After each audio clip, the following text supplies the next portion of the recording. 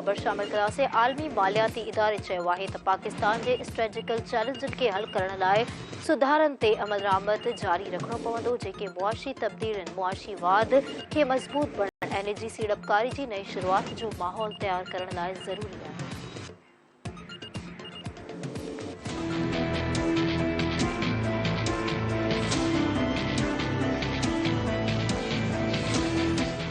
IMF Pakistan लाइ ईंदड़ महीननि में मुस्तहकम पॉलिसी ते अमल दरामद अणटर करार ॾेई छॾियो आहे।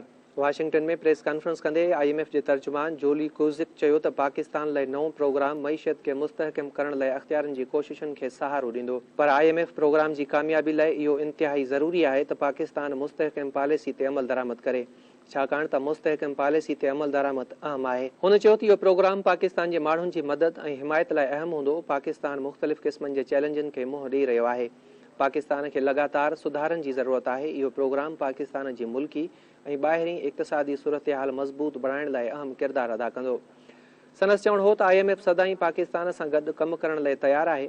आलमी मालियाती फंड तरफ़ां पाकिस्तान खे $1 अरब 20 करोड़ फराहम कया विया आहिनि, जॾहिं त बाक़ी रक़म नवंबर ऐं फेबरवरी में ॿिए जाइज़े खां पोइ फराहम कई वेंदी।